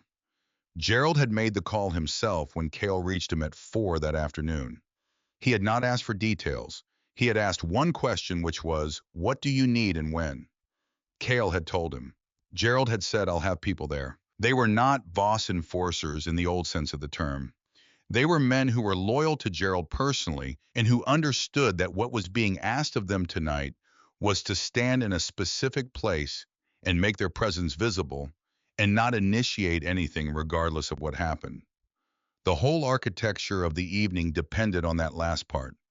It depended on a group of men who were capable of violence, choosing not to commit it, and the choosing being legible to the man they were there to confront. Cale stood at the edge of the concrete apron and looked at the freight yard and thought about Dale Creed, who had been patient enough to wait 25 years for this specific configuration of circumstances. And he thought about what that kind of patience required of a man and what it cost him and what it did to him over the years of its maintenance. He thought about the difference between patience that was in service of something worth having and patience that was in service of a wound that had never healed and never would. He thought about the version of himself that could have gone the way Dale Creed had gone. He understood that version. He could see it from where he was standing. It was not so far away that it was invisible. The vehicles arrived at 11:40. 2 of them. The same models that had been watching the diner. They came in through the south entrance with their headlights cutting across the concrete. And when they stopped and the doors opened, Dale Creed stepped out from the passenger side of the lead vehicle. I was smaller than Cale had expected. Not physically diminished in any obvious way, but smaller in the manner of a man whose force in the world had always been primarily organizational, who was most imposing in the abstract, in the plans he drew and the structures he built, and who in person was simply a man of 58 in a field in Texas in the middle of the night. He had 2 men with him from the vehicles, and he had Jordan, who stepped out looking like a person who desperately wanted to be somewhere that was not here. Dale Creed looked at the riders. He looked at Gerald's people. He looked at the specific geometry of the gathering, who was standing where and in what relation to what, and he performed a rapid and visible recalculation. "This is more than I was expecting," he said. Cale said it usually is, when you're working from a 25-year-old map. Dale's jaw tightened. "You think you've stopped something?" "We've stopped this," Cal said. "What you built here in this county over the past 4 months, we've stopped it." "You can't close every road," Dale said. Cale said, "No, we can't. But we can close this one. And we can make sure that what the federal case being built right now contains enough documentation to make rebuilding significantly more complicated than it was the last time." Something moved in Dale's expression. The mention of federal had landed somewhere. He had known about Cale's network moving. He had not traced it forward to where that network and the Voss resources together led. "You're not," Dale said. Then he stopped. He looked at Gerald's people. He looked at the riders. He did the arithmetic of a man who has spent 25 years being careful and is now understanding that careful was not sufficient. I had not accounted for this. For these 2 families who should by all the logic of his planning have been on opposite sides of a war that he had carefully constructed standing instead on the same ground. I had not accounted for it because he had no framework for understanding how it had happened.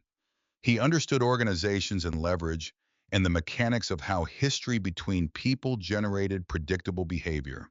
He did not understand, could not account for the particular weight of a debt that had been carried for 28 years by a man who had found his grandfather unconscious in a drainage ditch and pulled him out before anyone knew he needed pulling. Some things cannot be planned around.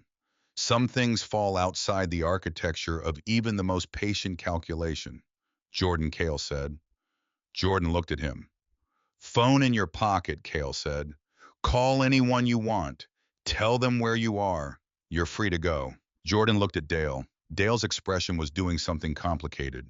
Jordan walked, not fast at first, then faster, and then he was past the perimeter of people and moving into the dark beyond the freight yard, and the sound of his footsteps receded until there was nothing. Dale watched him go. You had one move, Cale said. He's gone. I have others, Dale said. But his voice had lost something. A layer of certainty that had been there 30 seconds ago was not there now. You have two men, Cale said. You have an operation that has been documented in enough detail that the warrant package is already signed. You have been in this county for 4 months and you have built something careful and patient, and it is finished. He paused. You have a choice. The same choice you had 25 years ago. Except this time, the people offering it have considerably less patience for waiting to see if you take it seriously. Dale said, what choice? Stop. Cale said it as a single word and let it stand alone. Stop tonight. Walk away from the operation. Cooperate with the investigation. Disappear from this county and every county connected to it. He paused. Or don't and find out what it looks like when two families who were supposed to be enemies decide to be something else. Dale looked at Trent. Trent was standing at Cale's left, not because Cale had asked him to be there, but because when Cale was leaving the diner, Trent had said, I'm coming, and Cale had looked at him for a moment and said, stay behind me and don't touch anything, which was the only permission either of them was going to have. Dale looked at Trent the way you look at a piece that has moved to a square where it was not supposed to be, where the entire logic of the game assumed it would not go. You were supposed to be exactly what you were, Dale said. The bitterness in it was complete and unfiltered, the bitterness of a man whose plan had been elegant and had failed at the place where it was most human, at the place where a 23-year-old had been handed an exit and had chosen not to take it. You were supposed to be exactly what you've always been. Trent met his eyes. He did not look away. He said, I know. I'm working on that. Dale Creed made his decision. I made it the way men make decisions when the options have genuinely and completely narrowed, not with drama or a final statement, but with the quiet legibility of someone who has run the numbers and found that they do not produce any outcome he can afford. He put his hands up. Both men behind him did the same. The FBI arrived 9 minutes later. They secured the freight yard with the efficiency of people who had been waiting for the signal and had used the waiting time productively. The warrant was signed. The documentation that Cale and Mac had assembled and Gerald's people had supplemented gave the agents what they needed to move in multiple directions simultaneously.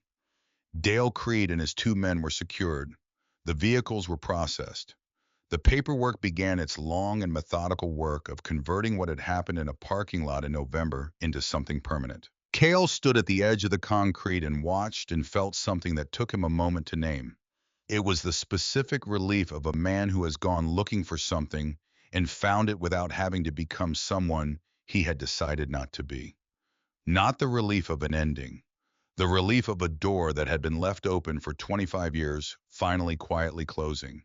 He drove back to Ruth's. Walt was there. Walt was always there in situations like this, because Walt Mercer did not sleep during things, and never had, and he had been behind his counter since midnight, making coffee and doing inventory with the deliberate focus of a man who needed his hands occupied, while his mind was somewhere he could not follow.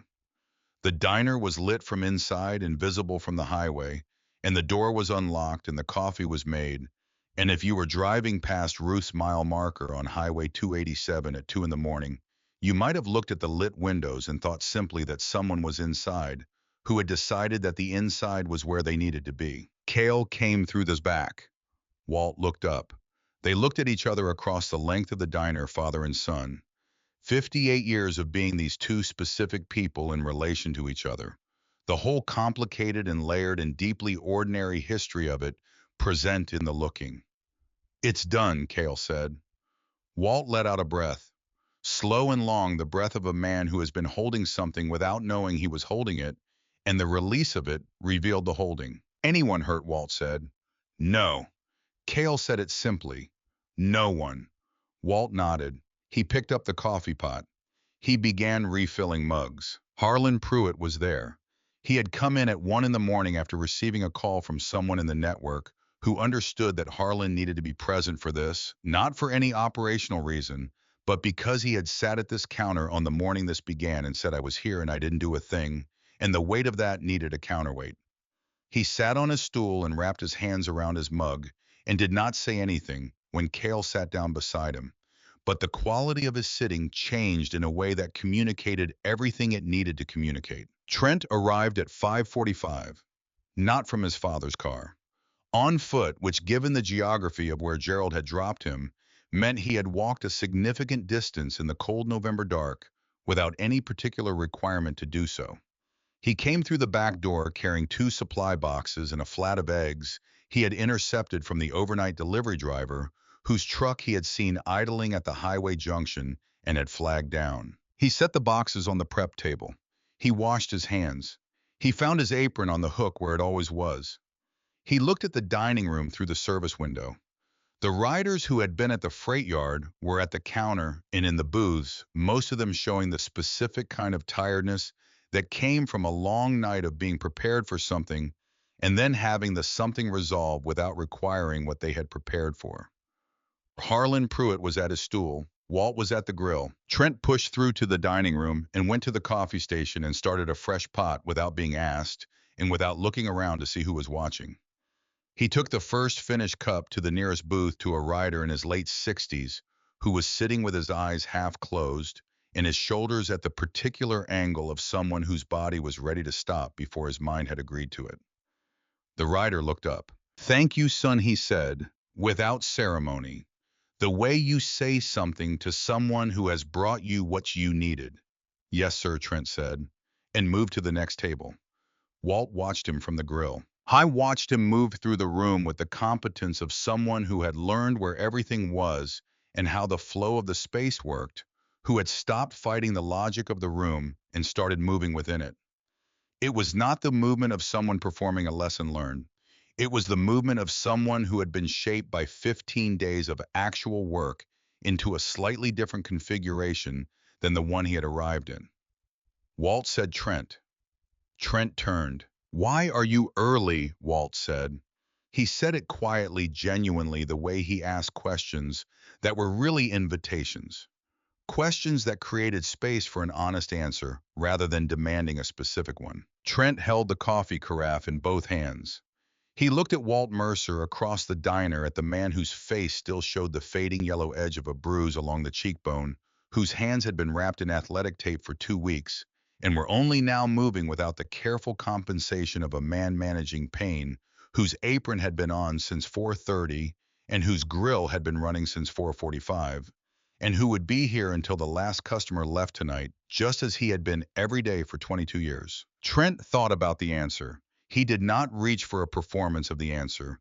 He reached for the actual one, the one that was true in a way he could not have articulated 2 weeks ago and could not entirely articulate now, but which was present in him with the specific weight of something real. "Because good men show up before they're needed," Trent said. The diner was quiet.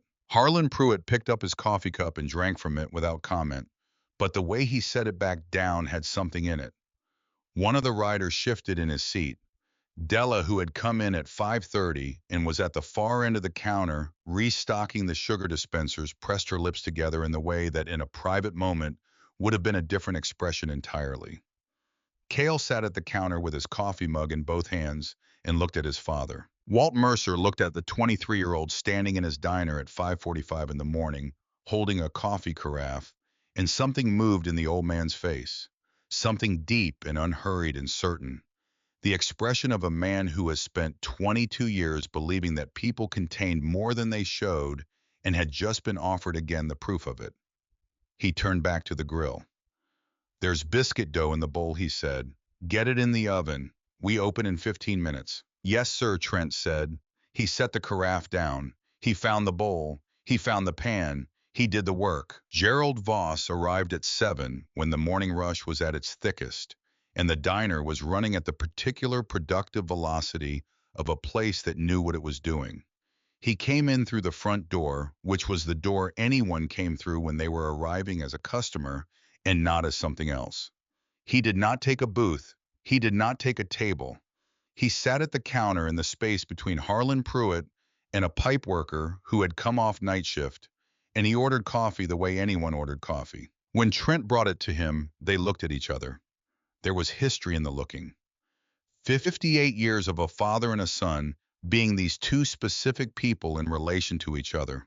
The weight of what had been built and what had been failed and what was being renegotiated in real time, visible in the quality of their attention to each other. Gerald said you did well, not loudly, not for the room, directly to his son in the voice of a man making a statement he intends as truth rather than performance. Trent looked at his father for a moment. Then he nodded once, set the coffee down, and moved to the next customer. Gerald watched him go. Then he turned to look at Walt, who was at the grill with his back to the counter and his hands moving through the morning's work with the competence of someone who had done this exact thing more times than he could count. You did something I couldn't, Gerald said. Walt shook his head without turning around. I didn't do anything to him. He paused. The work did it. The people in this diner did it. He slid a plate down the warming rack. I just kept the door open. Gerald was quiet for a moment. Then my grandfather was a cook.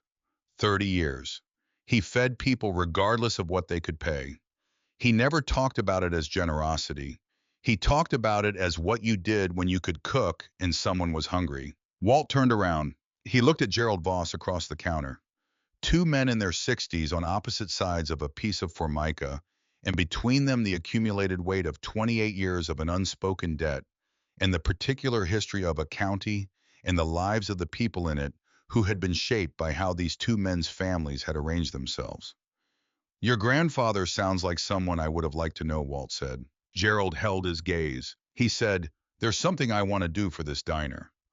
Walt waited. Not a renovation, Gerald said. Not a check.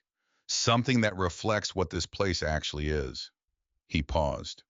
I want to know what it actually is. Walt set down the spatula. He looked at Gerald for a moment with the specific attention of a man deciding how honest to be. It's a place where people who are tired come and have someone pay attention to them for the duration of a meal, Walt said. That's the whole of it.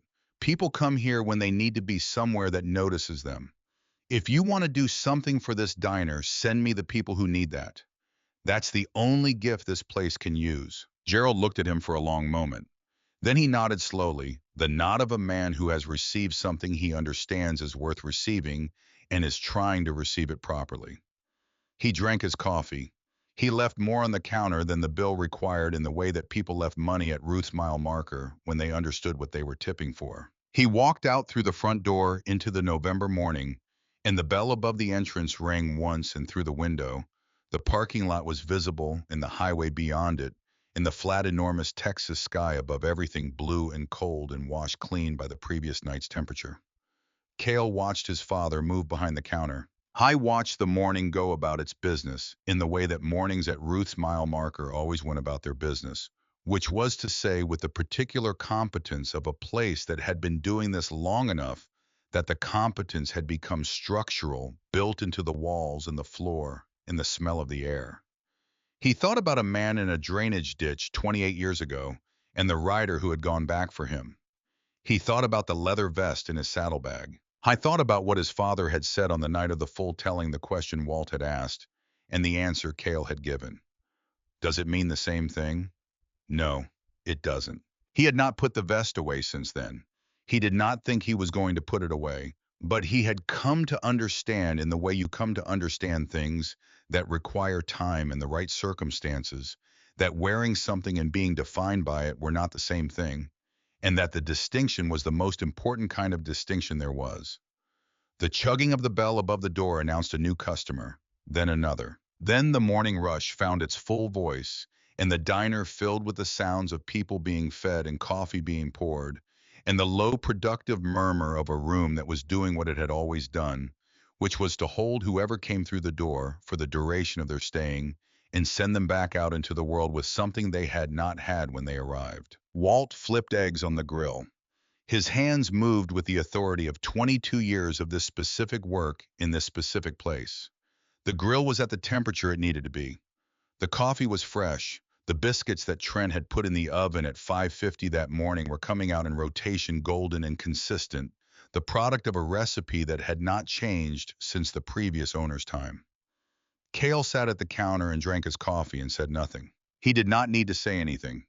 Some mornings, the right thing is to be present in a place that has asked nothing of you except your presence, and to understand that your presence is sufficient, and to let that understanding be enough.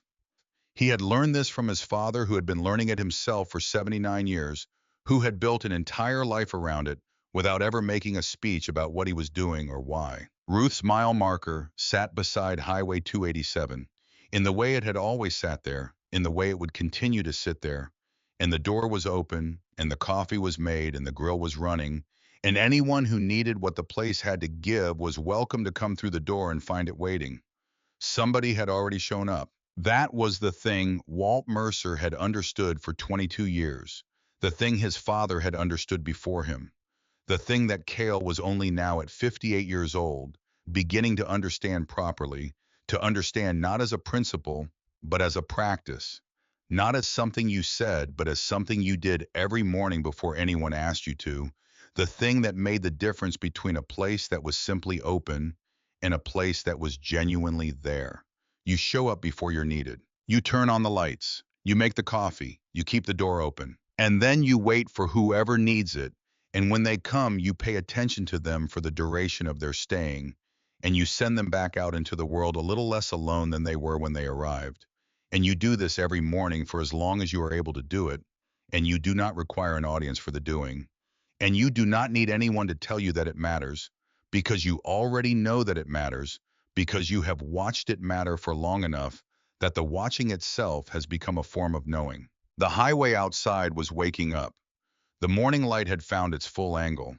The first semi of the rush hour rolled past, and the windows trembled faintly in its wake, and then settled, and the diner was steady again.